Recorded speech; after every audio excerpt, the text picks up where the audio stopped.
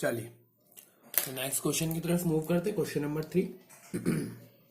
अब हमने डिस्कस कर लिया कि कॉन्स्टिट्यूशन की जरूरत क्यों है, प्रॉब्लम्स क्या होती थी कॉन्स्टिट्यूशन है। अब हमको देखना है कि इंडियन कॉन्स्टिट्यूशन बना तो बना कैसे। How did Indian constitution formed, Indian constitution formed.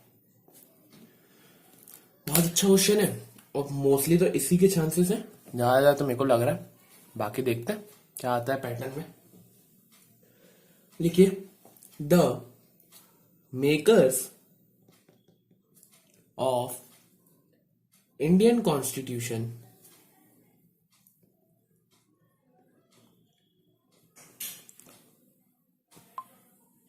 चलिए, तो अब मैंने पूरा आंसर लिख दिया एक ही बार में। अब आप वीडियो पॉज करके लिख सकते हैं। तो कैसे बना इंडियन कॉन्स्टिट्यूशन? जो मतलब जो मेकर्स है, मतलब जो कॉन्स्टिट्यूशन को बनाने वाले थे, उनको पहले फ्रीडम स्ट्रगल जो था अपना, वो इसी के ऊपर बेस्ड था कि कैसे अच्छे एक इंडिया को अच्छा बनाते।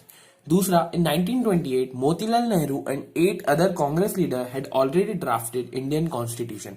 इसका मतलब है कि मोतीलाल नेहरू और 8 और कांग्रेस लीडर ने इंडियन कॉन्स्टिट्यूशन को ड्राफ्ट कर दिया था, मतलब बना दिया था। उसके अंदर अपने राइट्स भी डाल दिए थे।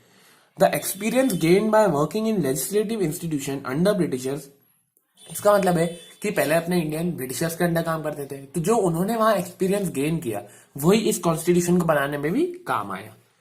चौथा, our constitution adopted many good laws from colonial rule of India in 1935।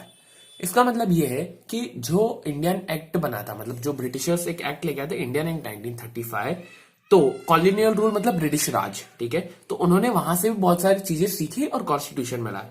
पांचवा, अवर कॉन्स्टिट्यूशन एडॉप्टेड गुड पॉलिसीज, और अच्छी अच्छी चीजें दूसरे देशों के कॉन्स्टिट्यूशन से भी उन्होंने सीखा। चलिए अब नेक्स्ट क्वेश्चन की तरफ मूव करते हैं। चलिए, तो अगला क्वेश्चन है राइट अबाउट कॉन्स्टिट्यूशनल असेंबली। ये कॉन्स्टिट्यूशनल असेंबली का मतलब ये है कि जहां कॉन्स्टिट्यूशन बना उस असेंबली का नाम। The drafting of the document called constitution was done by N assembly of elected representatives called constitution. ये तो बेसिक डेफिनेशन होगी, ठीक है। इसके मेंबर्स कितने? 299। ये एक नंबर में पूछ सकता है।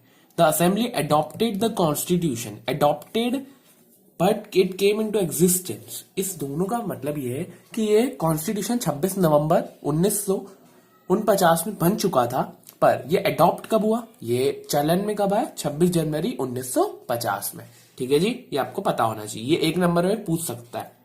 अब दूसरा क्वेश्चन, पांचवा क्वेश्चन है कि हमको कॉन्स्टिट्यूशन क्यों एक्सेप्ट करना चाहिए, ऐसा क्या है वो हम एक्सेप्ट करें। 2 पॉइंट है। सबसे पहला कि बहुत सारे अलग अलग लोगों ने, बहुत सारे अलग अलग रिलीजन के लोगों ने इसे साथ में मिलकर बनाया है। दूसरा, अभी तक इतने साल तक कॉन्स्टिट्यूशन को बनाया कोई भी बड़ी पार्टी या कोई भी कंट्री ने इंडिया के कॉन्स्टिट्यूशन को गलत नहीं बोला है या कुछ खराब नहीं बोला है, इसलिए। छठा क्वेश्चन है व्हाट इज प्रीएम्बल। अब आप हर बुक में देखेंगे ना, साइंस, सिविक्स, हिस्ट्री, इनके बीच अब से आगे प्रीएम्बल दिखेगा कि we the people of country, ये आप प्रीएम्बल होता है। Preamble is like a poem on democracy with state some philosophies of Indian constitution. Civics की बुक के पीछे, इसी चैप्टर के पीछे आपको एक बड़ी सी पोएम दिखेगी, येलो कलर में प्रीएम्बल लिखा होगा। उसमें बहुत सारे वो लिखे हुई है, वैल्यूज दी हुई है, sovereignty, dignity, republic, freedom, we, ऐसे बहुत सारी चीजें हैं। तो वो आपको सिर्फ पढ़ना है, उसमें से क्वेश्चन बनना बहुत इंपॉर्टेंट है। ये बन सकते हैं कि व्हाट इज प्रीएम्बल, तो मैंने लिख दिया। लास्ट क्वेश्चन है who was the chairman of drafting committee. Drafting committee मतलब ये जो कमेटी बनी ना, चेयर कॉन्स्टिट्यूशनल असेंबली, इसी का तो डॉक्टर भीमराव अंबेडकर। ये आपका हो चुका है चैप्टर खत्म। या अब आगे जो आप बोलेंगे कमेंट में आप अपना लिख के बताइए कि आगे आपको कौन सा चैप्टर पढ़ना है, उस हिसाब से हम करेंगे। Thank you for watching this video, keep subscribing and keep learning. Thank you.